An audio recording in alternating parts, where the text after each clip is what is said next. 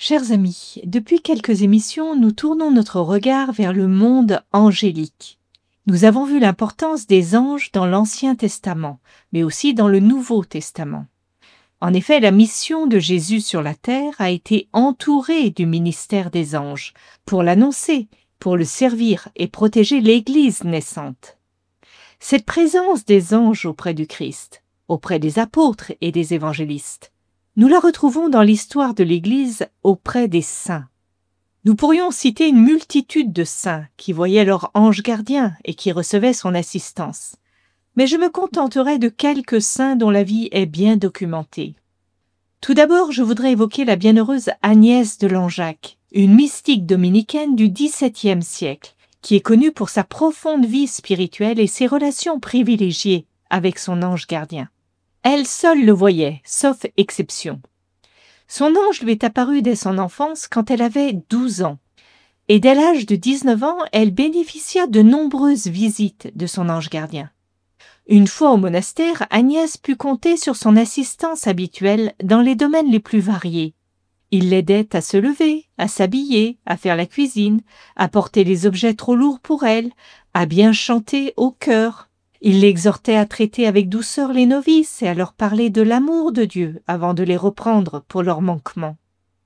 Le leitmotiv des conseils de l'ange à Agnès était « Aime ton époux ».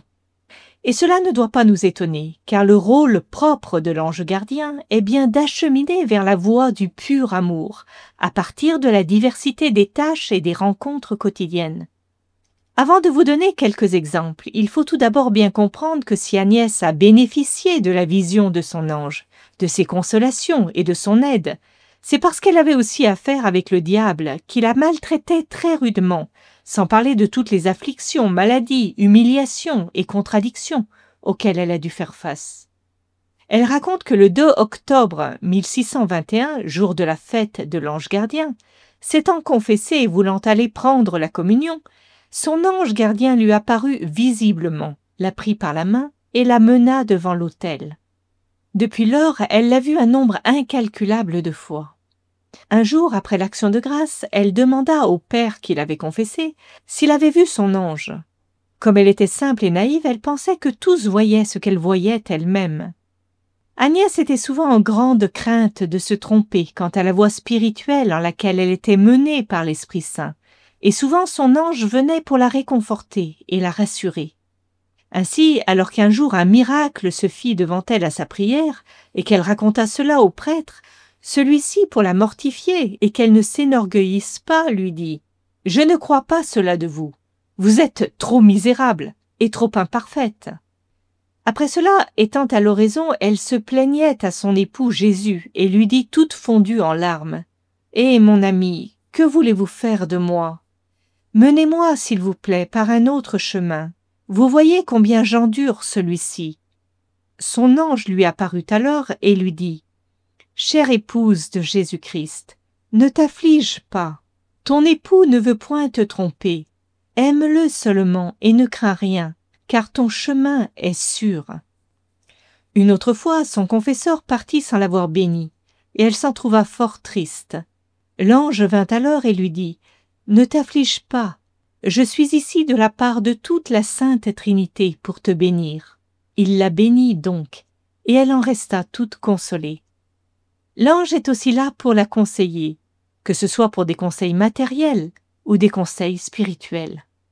Une fois, son confesseur l'avait fait ôter de sa présence fort rudement pour la mortifier. Elle se retira alors dans l'église toute confuse et n'osait s'approcher. Son ange vint alors et lui dit « Va te jeter à ses pieds, il te recevra. » Elle avait peur de subir un refus, mais l'ange lui dit « Va, je t'assure qu'il te recevra. » Ce qu'il fit. L'ange lui donne aussi des conseils pour les autres personnes, des personnes dans le scrupule, dans la difficulté. Et Agnès leur redit les conseils de l'ange, qui les aident bien. Nous voyons aussi que l'ange prépare Agnès à tout ce qu'elle devra endurer. Il lui annonce les tribulations, mais non pas d'une manière froide et extérieure. On le voit en effet plein de compassion et de tristesse pour toutes les douleurs qu'Agnès devra endurer. Ainsi, un jour, son ange vint la visiter tout triste et en pleurant, il lui dit « Je suis triste à cause de toi. car il se prépare tant d'afflictions, d'oppositions et de croix contre toi, que j'ai peur que tu ne le puisses pas porter. Mais aie bon courage, mets ton cœur en Dieu, et sois assuré qu'il ne te laissera pas. » Cependant, son ange ne lui annonce pas que des afflictions. Il vient la réconforter en lui montrant la fécondité de sa prière. Ainsi, alors qu'elle était déjà religieuse à Langeac, son beau-frère mourut. Il était un grand homme de bien. Agnès priait Dieu pour son âme. Or elle entendit une voix qui lui dit « Ne t'afflige pas, cette âme n'a pas encore donné satisfaction pour ses péchés. Elle sortira bientôt du feu du purgatoire. » Or quelque temps après, son ange lui apparut, et il avait dans la main comme une belle rose, et lui dit « Sœur Agnès, que penses-tu que ce soit ?» « Une rose, dit-elle. « Non, dit l'ange, c'est l'âme de ton beau-frère. » Et tout ce jour-là, elle pensa brûler du feu de l'amour de Dieu, et fut comme hors d'elle-même. Plusieurs fois, Agnès reçut la communion des mains de l'ange. Une fois, elle refusait, se sentant indigne, mais son ange lui dit « Ne crains rien, ouvre la bouche de ton cœur, car ton époux veut entrer. » Nous connaissons aussi cette anecdote où Agnès de Langeac, passant au sanctuaire marial de Notre-Dame de Valfleury, et n'y trouvant pas de prêtre, reçut de la main de l'ange la communion. Une plaque commémorative de ce miracle, de cette communion eucharistique angélique, est apposée encore aujourd'hui à l'entrée du sanctuaire. L'ange veille aussi sur la vie de prière d'Agnès et lui rappelle l'heure des offices. Une fois, à la veille de la fête de la Visitation de la Vierge, elle n'avait pas encore entendu la cloche du couvent qui sonnait les matines à minuit. Elle était là, éveillée dans sa cellule, attendant l'heure. Son ange vint, il la prit par la main et lui dit « Lève-toi, va t'en faire ton oraison, car l'heure passe. Va servir ton époux. » Et ce qui est très beau, c'est que juste après, elle nous dit qu'il lui sembla que l'ange lui perça le cœur avec une flèche. Et durant toute cette oraison, elle pensa brûler du grand feu qu'elle sentait dans son cœur. Nous avons là un classique de la vie mystique, ce qu'on appelle la transverbération. Un ange avec une flèche lui transperce le cœur et allume l'incendie de l'amour divin en elle. Cette grâce, sainte Thérèse d'Avila l'a reçue, ainsi que le saint Padre Pio. L'ange est vraiment au service de la vie de foi, d'espérance et de charité d'Agnès. Il attise en elle l'amour de Dieu. Il la reprend aussi pour ses imperfections. Il l'aide aussi pour qu'elle puisse pratiquer la charité. C'est ainsi qu'un jour, allant entendre la messe à l'église de Notre-Dame, à la porte, elle rencontre un pauvre qui lui demande l'aumône. Elle savait qu'elle n'avait point d'argent, et lui dit « Mon ami, Dieu, par sa grâce, vous assiste. » Son ange la tira alors par la robe et lui dit « Mets la main à la poche, et tu en trouveras. » Ce qui fut vrai. L'ange la seconde donc dans son bon désir d'exercer la charité envers les pauvres, au point même de lui mettre miraculeusement une pièce dans la poche. L'ange l'avertissait aussi de ce qui allait advenir. Un jour que la maîtresse des novices tomba malade, si malade qu'on pensait qu'elle allait mourir, un prêtre demanda à sœur Agnès ce qu'elle pensait de la santé de cette religieuse. Agnès répondit « Elle ne mourra pas. » Et de fait, elle ne mourut pas. Et la sœur Agnès expliqua ensuite au prêtre que lorsqu'elle priait pour cette mère, son ange était venu la voir et lui avait dit qu'elle ne mourrait pas. Si la bienheureuse Agnès de Langeac vivait en plein surnaturel, elle le devait aussi à une vie d'humilité et de pénitence digne des pères du désert. Nous en avons un exemple lorsqu'un jour elle trouva dans sa chambre quelque chose de sale et qui lui faisait soulever le cœur. Elle, pour se mortifier, le mit dans sa bouche. Sur ce, vint son ange avec une fleur rouge dans la main. Il voulait la lui mettre dans la bouche, mais elle ne le voulut pas. L'ange lui dit alors « Je suis ici de la part de ton époux, pour t'ôter cette senteur, et pour te mettre cette fleur dans la bouche. » Elle le permit, et elle en ressentit une grande odeur merveilleuse dans sa bouche, qui lui dura plus de 2 jours. Vous imaginez bien qu'une telle vie de charité, d'humilité et de repentir ne pouvait plaire au diable, et donc celui-ci s'est acharné contre la bienheureuse. Il nous est raconté qu'un soir, étant dans sa chambre en prière, Satan vint tout en furie et se mit à crier « J'enrage !» Alors cette pauvre fille se jeta dans les bras de son époux, leva les mains au ciel. Satan la battit tant qu'il la laissa à terre comme morte près de 2 heures. Après, elle ressentit venir ses forces et se recommanda à Dieu. Satan revint encore pour la battre. Au même moment, son ange vint, qui la défendit, la consola beaucoup et lui donna du courage, et elle raconta à son confesseur: « Mon père, sans les consolations que je reçois de mon Dieu ou de mon ange, après que le diable m'a battue, je serais morte, car de le voir parfois si horrible, je tombe pâmée. » Je rappelle cette dimension du combat spirituel concernant Agnès de Langeac pour nous mettre en garde contre une illusion bien naturelle, celle qui consisterait à désirer voir notre ange gardien. Agnès voyait son ange, mais parce qu'elle voyait aussi le démon. Et je pense que nul d'entre nous ne désire voir le démon. Donc ne désirons pas plus voir notre ange. Ou bien soyons prêts à suivre l'exemple d'Agnès qui elle-même suivait le Christ humilié et crucifié. Agnès participait du surnaturel parce qu'elle avait consenti à mourir à elle-même et à ne vivre que pour le Christ, selon la volonté du Père, avec tout ce que cela comporte de souffrance, d'abnégation, de sacrifice de soi. Le merveilleux peut être attirant, mais le merveilleux a son revers, la douloureuse croix sur laquelle il faut se coucher. Agnès participait de la passion du Christ. Elle avait reçu les stigmates du Seigneur. À celui qui ne refuse rien au Christ, le Christ ne refuse rien. Et c'est ainsi que les miracles fleurissaient sous les pas d'Agnès. Un jour, en l'année 1624, tout contre le monastère, un petit ruisseau était devenu si impétueux qu'il emporta la moitié de la muraille du jardin. La sœur Agnès, tout en larmes, pensait que ses péchés en étaient la cause. L'année suivante, ce ruisseau déborda avec plus de violence que l'autre fois, et on croyait qu'il allait emporter le monastère. Agnès se mit en prière et recommanda cette maison à son époux. Son ange lui apparut et lui dit: « Je suis ici de la part de ton époux, pour te dire qu'au moindre soupir que tu fais pour le prier, il est là pour t'accorder ce que tu lui demandes. » Et c'est ce qui arriva, car l'eau passa 24 heures contre cette muraille et n'y fit point de mal, mais elle emporta des murailles voisines tout entières.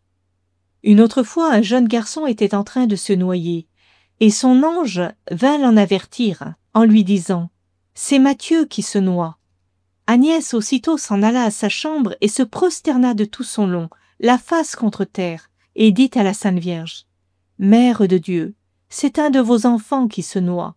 Sauvez-le ou obtenez-lui un acte de contrition. » Sur ce, elle vit la Sainte Vierge, assistée d'une grande troupe de vierges et d'anges, qui le prit par la main et le sortit de l'eau immédiatement. Et les gens qui étaient accourus virent soudain le jeune garçon sortir de l'eau, mais eux ne virent ni la Reine du ciel, ni les anges. Tous ces exemples nous montrent l'extraordinaire proximité de l'ange gardien avec sa protégée, la bienheureuse Agnès. L'ange est là non point pour prendre la place de Dieu, mais pour conduire à Dieu, pour aider Agnès à fixer son regard sur les réalités célestes. Nous voyons aussi son pur amour, sa délicatesse envers elle. Une autre grande mystique italienne du XVIe siècle, sainte Marie-Madeleine de Pazzi, carmélite, qui avait elle aussi commerce avec les anges, nous a donné des précisions dans ses contemplations très profondes sur les perfections divines, sur la nature de l'amour entre l'ange et l'homme. Je la cite. « Cet amour de l'ange est loin d'égaler celui de Dieu, dit-elle.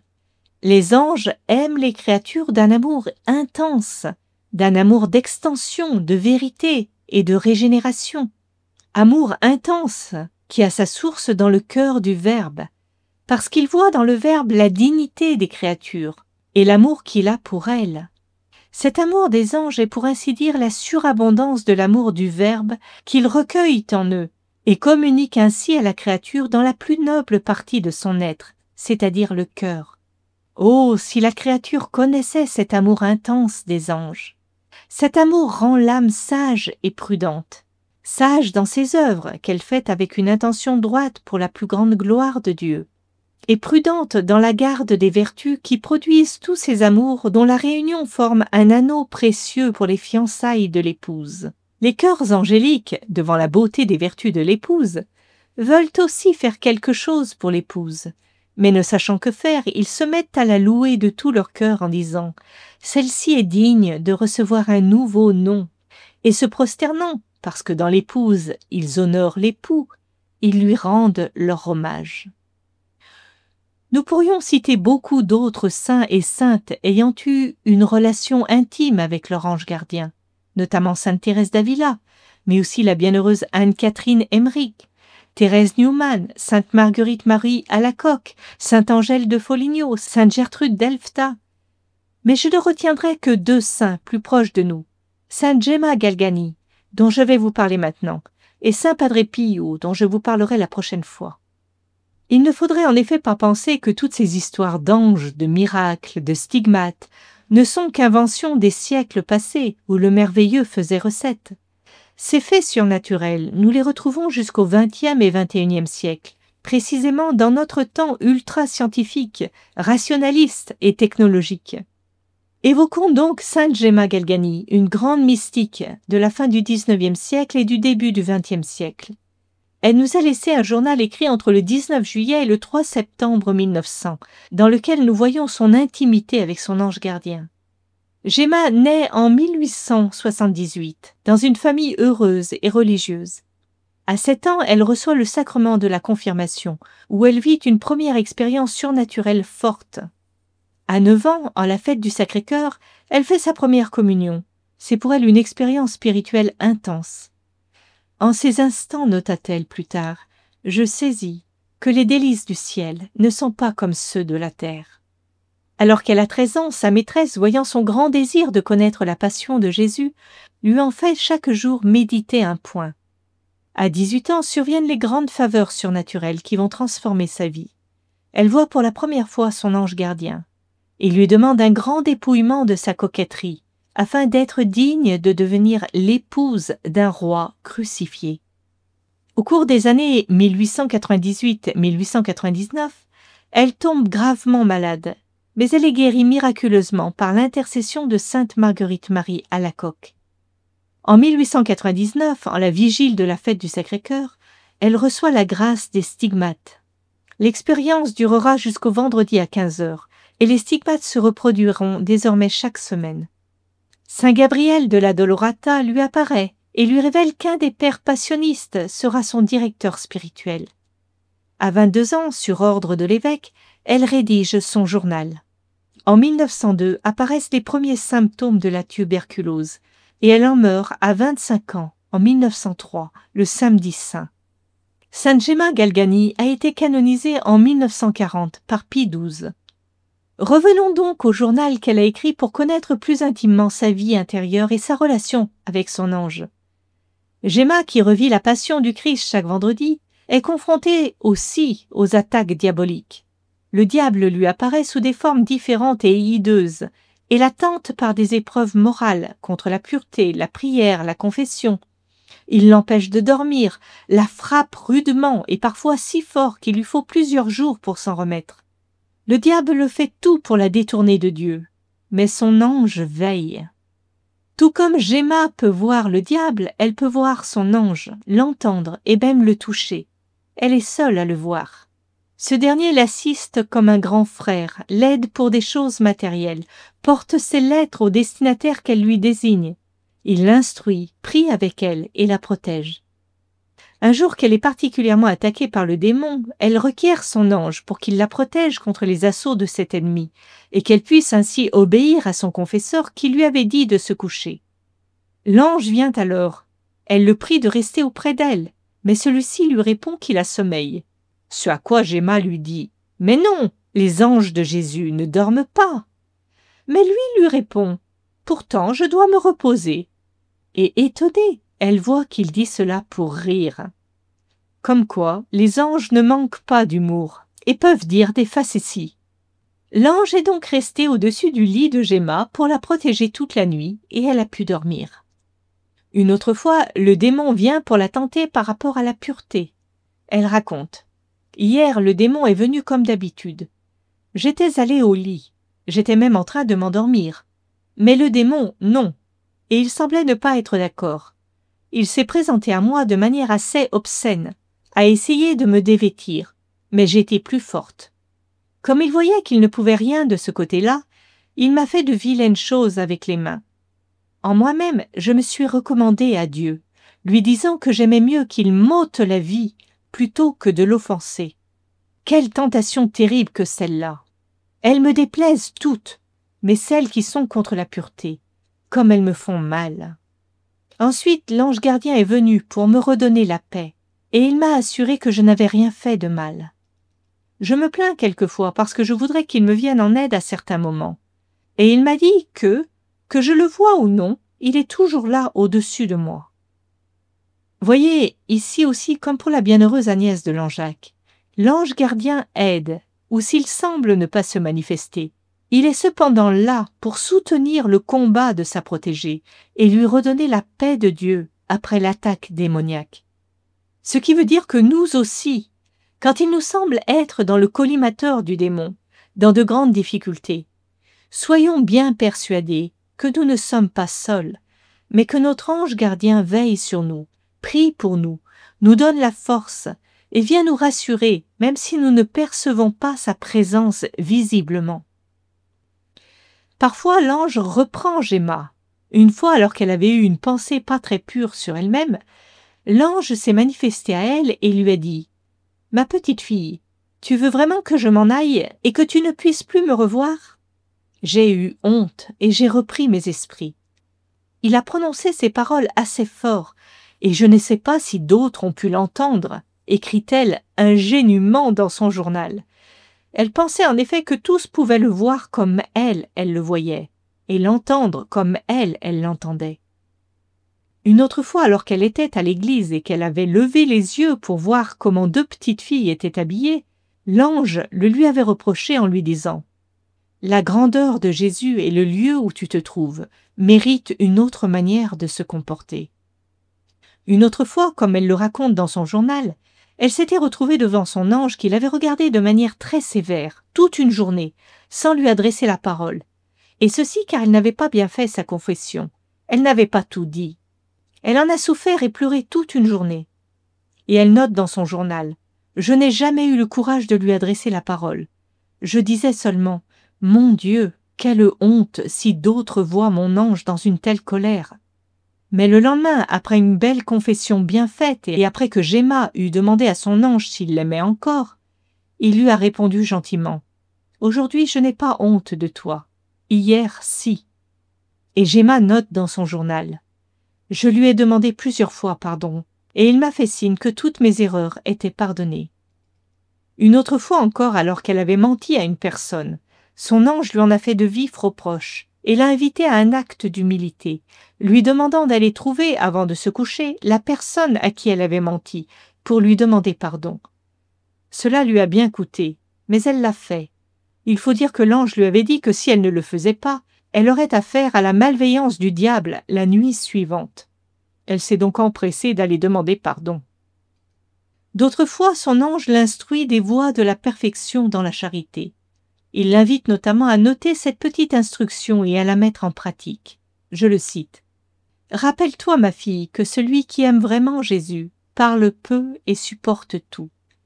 Je te demande de la part de Jésus de ne jamais donner ton opinion, à moins qu'on ne te la demande, de ne jamais t'attacher à ton point de vue, mais de céder rapidement, de toujours obéir aux confesseurs, à ceux que Jésus t'envoie et sans répliquer, de ne donner qu'une seule réponse quand tu dois le faire, et d'être sincère avec Jésus comme avec les autres.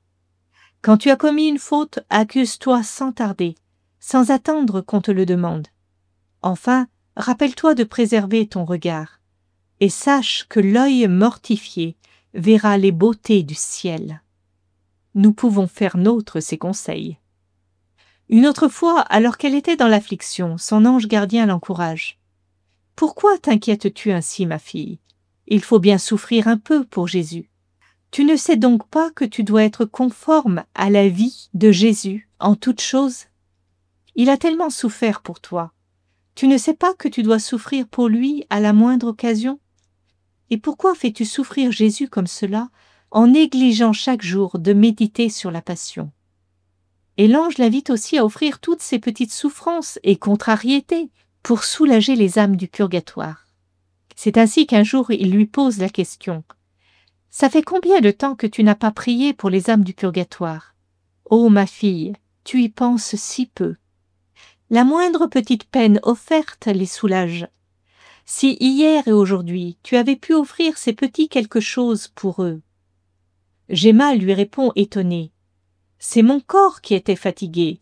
Est-ce que les douleurs du corps soulagent les âmes du purgatoire? » « Oui, lui répond l'ange, oui ma fille, la moindre petite souffrance les soulage. » Le journal raconte ainsi plusieurs anecdotes où nous voyons une relation d'amitié très belle et en même temps très exigeante entre Gemma et son ange.